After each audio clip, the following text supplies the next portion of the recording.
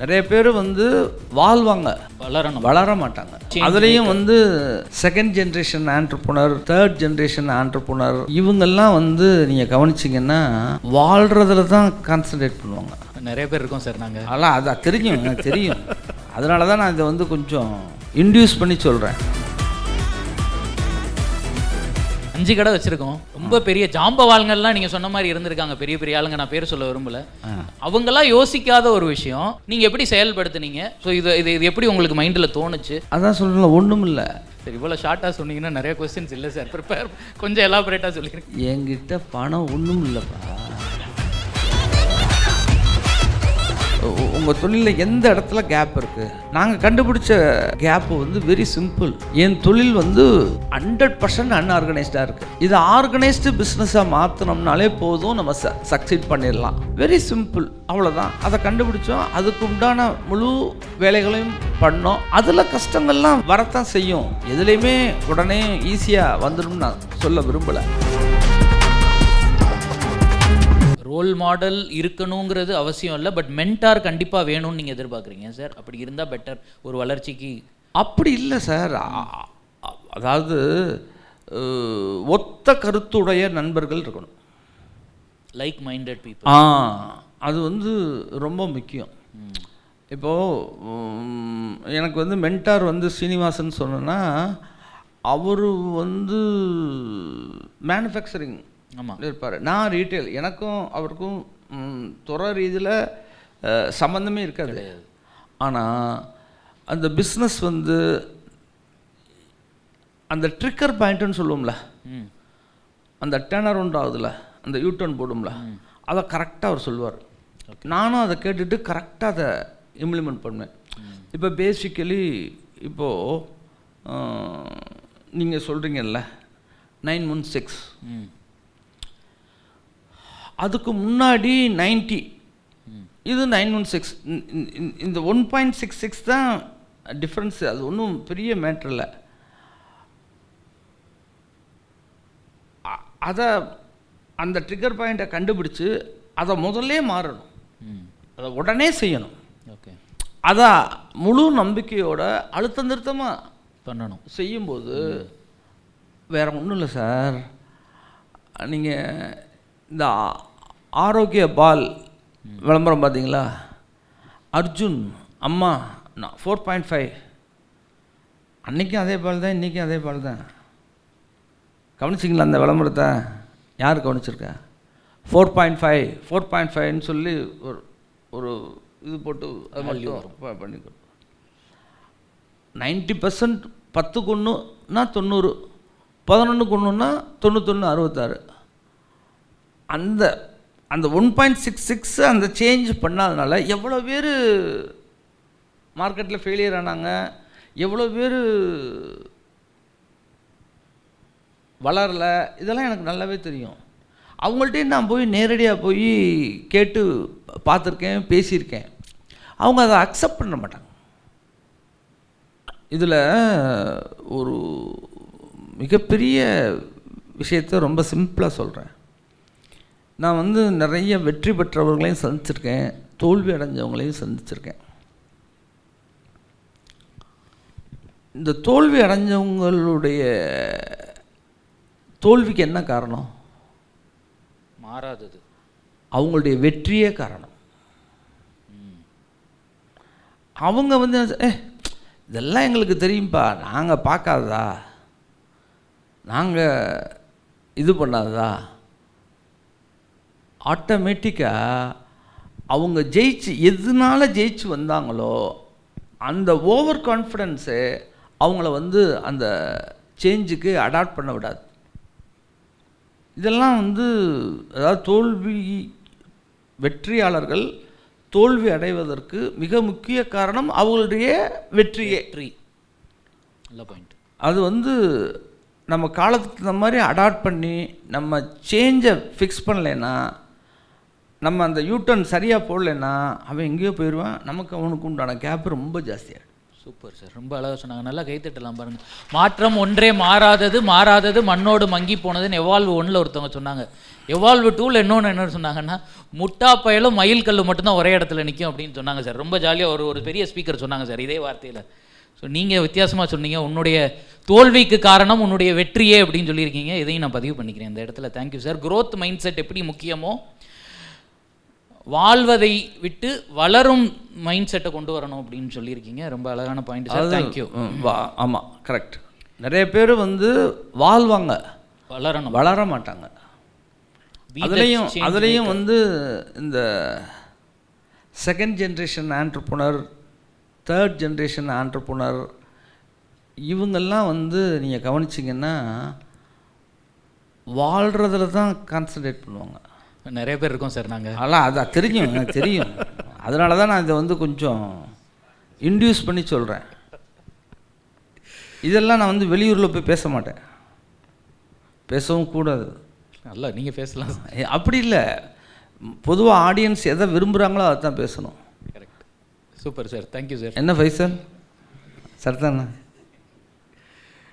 இன்னொரு 5 கொஸ்டின் தான். அதுக்கப்புறம் நீங்கள் என்ன கேட்கணுன்னாலும் சார்கிட்ட கேட்கலாம், கேமரா ஆஃப் பண்ணிட்டு கூட கேட்கலாம். So be ready sir. அடிக்கடி சொல்கிறாங்க ஒரு decision can change your life அப்படின்னு. ஒரு சின்ன டெசிஷன் உங்கள் வாழ்க்கையை நல்லதாகவும் எடுத்துகிட்டு போகலாம், இல்லை டோட்டலாகவே புரட்டியும் போடலாம். ஸோ அப்படி நீங்கள் எடுத்த ஒரு டெசிஷன், அதாவது நான் பப்ளிக்காக வரணும் அப்படின்னு நீங்கள் எடுத்த ஒரு டெசிஷன், அது எதனால் நீங்கள் எடுத்தீங்க? இந்த டெசிஷனோட பிளானிங் ஆல்ரெடி நடந்துச்சா, இல்லை இந்த டெசிஷன் எடுத்தால் நம்ம இப்படி வருவோன்ற நீங்கள் யோசிச்சிங்களா? டெசிஷனோட சக்ஸஸ். ஸோ இந்த ஐபிஓ போகிறது பப்ளிக் லிமிட்டடாக மாறினது. ஏன்னா பெரிய கடைகள் ஐபிஓ ஆகிறதுக்கே யோசிப்பாங்க. நீங்கள் அப்போ வந்து ஒரே ஒரு கடை தான் வச்சுருந்தீங்க, நேதாஜியில் ஒரு கடை மட்டும். 5 கடை வச்சுருந்தேன். 5 கடை. ஸோ அந்த டைமில் எப்படி இந்த ஒரு பெரிய டெசிஷனை நீங்கள் எடுத்தீங்க? What was the reason? ஒன்றும் இல்லைப்பா. திருப்பி கேளு. 5 கடை வச்சுருக்கோம். ரொம்ப பெரிய ஜாம்பவாள்கள்லாம் நீங்கள் சொன்ன மாதிரி இருந்திருக்காங்க, பெரிய பெரிய ஆளுங்க. நான் பேர் சொல்ல விரும்பல. அவங்கெல்லாம் யோசிக்காத ஒரு விஷயம். இதுலேயே வந்து இந்தியாவிலேயே யாரும் யோசிக்காத, யாரும் செய்யாத விஷயம், செய்யவில்லை, யோசிக்க கூட இல்லை. அந்த விஷயத்த நீங்கள் எப்படி செயல்படுத்துனீங்க? ஸோ இது எப்படி உங்களுக்கு மைண்டில் தோணுச்சு? அதான் சொல்லல, ஒன்றும் இல்லை. சரி, இவ்வளோ ஷார்ட்டாக சொன்னீங்கன்னா நிறைய கொஸ்டின்ஸ் இல்லை சார். ப்ரிப்பேர் கொஞ்சம் எலாபரேட்டாக சொல்லியிருக்கேன். Thank you sir. என்கிட்ட பணம் ஒன்றும் இல்லைப்பா. நல்லா கை தட்டோம். நான் சொல்ல புரியுதா? இங்கே எவ்வளோ பேர்கிட்ட நிறைய இருக்கு, உங்கள்கிட்ட எவ்வளோ பேர்கிட்ட நிறையா இருக்கு. அதனால் நீங்கள் வந்து அப்படியே லெஷராக, அப்படியே ரிலாக்ஸாக நீங்கள் இருக்கீங்க. என்கிட்ட ஒன்றும் இல்லை. ஸோ நான் வானத்தை தொடணும். அப்போ என்ன செய்யணும்? Take care. என்ன செய்யணும்? ஐபிஓ போகணும், பணத்தை வாங்கணும். இதில் இன்னொரு ரொம்ப முக்கியமான பாயிண்ட் இருக்குப்பா. இது வந்து வேல்யூஷன் கேம். ப்ராஃபிட் கேம்லேருந்து வேல்யூஷன் கேமுக்கு நம்ம மாறுறோம், அதுதான் ட்ரிக்கர். ஆனால் இன்றைக்கும் வந்து இந்த ஐபிஓ போய் நிறையா பேர் வந்து என்ன பண்ணுறாங்கன்னா, அதை வந்து ஃப்ரீ மணின்னு நினைக்கிறாங்க. அது வந்து seed capital, not a free money. அது வந்து சீட் கேபிட்டல். அதை சீட் கேபிட்டலாக வாங்கி அதை நீ 100% அதை பயன்படுத்தி நீ அதை வச்சு வளர்ந்து அவங்களுக்கு வேல்யூ க்ரியேட் பண்ணி கொடுத்தா தான் உனக்கு வேல்யூ. அப்படி இல்லைன்னா உன் வேல்யூ போயிடும். இந்த மாதிரிலாம் எனக்கு வந்து கோயம்புத்தூரில் ஒருத்தர் பண்ணி அவர் அப்படி இப்படி பண்ணி பணத்தெல்லாம் வேஸ்ட் பண்ணி, அதெல்லாம் நான் கண்கூட பார்த்துருந்தும் நான் இதை தைரியமாக இறங்கினேன். ஏன்னா இது வந்து சீட் கேபிட்டல். இதை வந்து நாம் ஒழுங்காக பயன்படுத்தணும். ஏன்னா என்கிட்ட ஏற்கனவே முதல்ல, அப்போ எனக்கு முதல் வேணும். முதல் வேணும்னா ஐபிஓ போகணும். ஐபிஓ போனோம்னா தான் முதல் கிடைக்கும். அப்போ அது முதல் கிடச்சி என்னுடைய கிட்டத்தட்ட 80லேருந்து 2030 வருஷம் எக்ஸ்பீரியன்ஸை பப்ளிக்கிட்ட நான் கொடுக்க தயாராக இருக்கேன். அவங்க பணத்துக்கு வேல்யூ க்ரியேட் பண்ணி கொடுக்குறதுக்கு நான் தயாராக இருக்கேன். அதெல்லாம் சென்டிமெண்டலாக மென்டலியே நாங்கள் ப்ரிப்பேர் ஆகி ஃபேமிலியே, அதாவது இது வந்து பொது பணம், நம்ம வந்து அஸ் அ ட்ரஸ்டி மாதிரி தான் டீல் பண்ணோம்.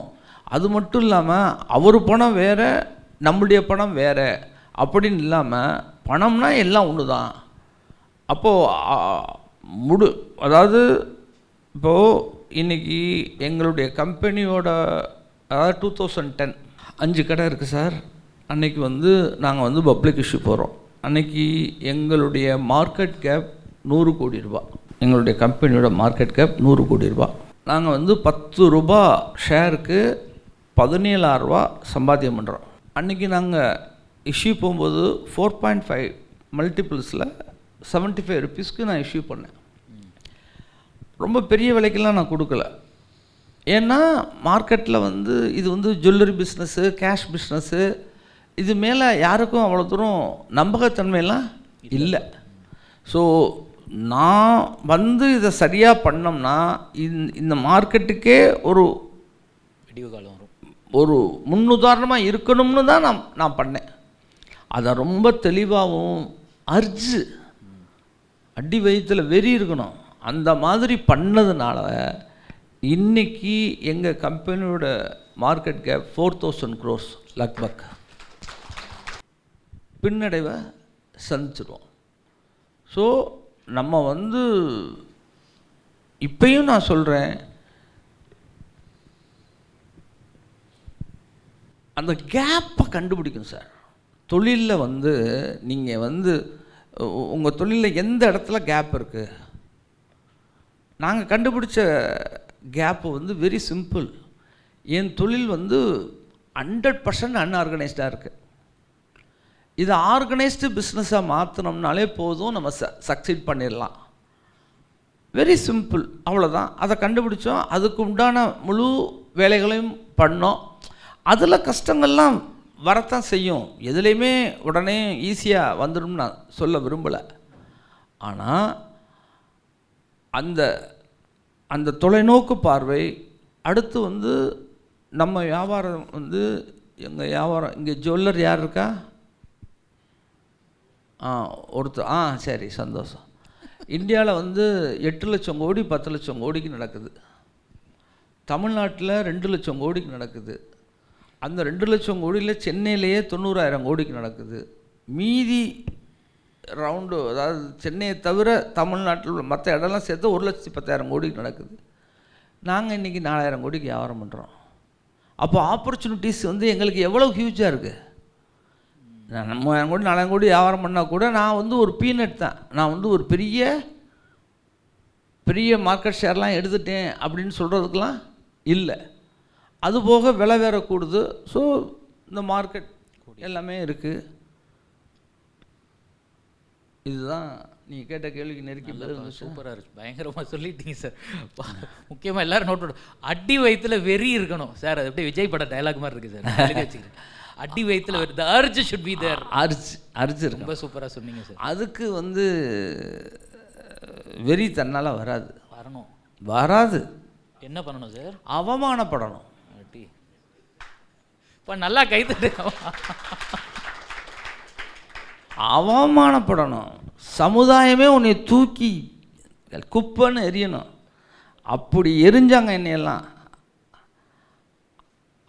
அதில் தான் டேர்ன் ஓவர் பண்ணி உனக்கு முன்னாடி வாழ்ந்து காமிக்கிறேன்டான்னு நம்ம வரணும். ஸோ அதுக்காக நீங்கள் எல்லாம் அவமானப்படுங்கன்னு நான் சொல்ல விரும்பலை. கண்ணாடி முன்னாடி நின்றே நீங்கள் பார்த்து பேசிக்க. சரி, இந்த செஷனோட டீசரில் இந்த டயலாக் வச்சு தான் ஆரம்பம். அவமானப்படணும் அப்படின்னு சார். சூப்பராக இருக்குது சார், உண்மையாகவே sir. In very inspiring. Thank you sir. இப்போ நீங்கள் சொன்ன பாயிண்ட்ல இருந்தே தான் என்னோட அடுத்த கொஸ்டின் சார். இப்போ நான் மதுரையில் தொழில் பண்ணுறேன், அடுத்த பிரான்ச்சு கரூரில் ஆரம்பித்தேன். இப்போ என்னோட அர்ஜி என்னென்னா, சென்னையில் நம்ம போய் ஒரு பிரான்ச் போடணும். சென்னையில் போட்டால் தான் நம்ம பெரிய ஆள் அப்படிங்கிறது நிறைய பேருக்கு இங்கே உள்ள ஒரு ஃபீலிங். இப்போ இந்த பொன்குமார் பார்த்தீங்கன்னா கோயம்புத்தூரில் போட்டார், முதல்ல சென்னையில் தான் போட்டார். ஆமாவா இல்லையா? ஃபைசல் பாருங்கள், நிறைய கடை போட்டோன்னு சென்னையில் போட்டது தான் மாஸாக பண்ணார். ஸோ எங்களை எல்லாரோட இதுவுமே பார்த்தீங்கன்னா சென்னை பெரிய சிட்டி ஃபோக்கஸ் பண்ண. நீங்களுமே சொன்னீங்க 2 லட்சம் கோடி தமிழ்நாட்டில் இருக்குன்னா 90,000 கோடி சென்னையில் நடக்குதுன்னு சொன்னீங்க. ஸோ பயங்கரமான மார்க்கெட் ஷேர் சென்னையில் இருக்குது. இல்லை, பொதுவாகவே என்னுடைய கணிப்பில் டோட்டல் பிஸ்னஸில் 45% சென்னையில். சரி சார். அப்போ என்னோட கொஸ்டின் என்னென்னா, சுரண்டை, கம்பம், போடி, கீழக்கரை, இளையாங்குடி, பெரிய குளம் இப்படின்னு பார்த்தீங்கன்னா தமிழ்நாட்டு மேப்பில் நீங்கள் ஒரு 10x ஜூம் போட்டால் தான் இந்த ஊரெலாம் தெரியும். நார்மல் தமிழ்நாட்டு மேப்ல இந்த ஊரே இருக்காது. நிறைய பேருக்கு அந்த ஊர் பேரே தெரியாது. எனக்கு சுரண்டைலாம் நான் இப்போ தான் ஃபஸ்ட்டு அவர் இவர் அருண் சார் அனுப்பிச்சோன்னா சுரண்டைன்ற வார்த்தை நான் இப்போ தான் இங்கே பார்த்தேன் முதல் தடவை. வள்ளியூர் கரெக்ட், ஊரே கிடையாது, அது ஒரு தெரு தான். இப்படி ஊர்லையா நீங்கள் பிரான்ச் போடுறது ஏதாவது சீக்ரெட் இருக்கா இல்லை இது என்ன எதனால சார்? இப்போ போய் மேலும் போடி கம்பம்லாம் பார்த்தா தேனியில் போய் வாங்க முடியும் உங்களால். எதனால நீங்கள் கம்பமில் ஒரு பிரான்ச்சு போடியில் ஒரு பிரான்ச்சுன்ற இதுக்கு பின்னாடி உள்ள டெக்னிக்கல் ஸ்ட்ராட்டஜி என்ன? வாட் இஸ் த இது அது மட்டும்? ஏன்னா இது 3 டயர் 4 டயர் கூட இல்லை, இது டயர்ல இல்லாத சிட்டிஸ். இவ்வளவு கேள்வியிலே இப்போ தான் உருப்படியான கேள்வி நினைக்கிறேன் சார். என்ன இன்னைக்கு அவமானப்படுத்திட்டீங்க சார். நான் அடுத்த செஷன் பயங்கரமாக அரிச்சு வந்துருச்சு சார். அதாவது யதார்த்தமாக உள்ள ஆடியன்ஸ்க்கு அதுதான் ரொம்ப ரொம்ப இம்பார்ட்டன்ட்.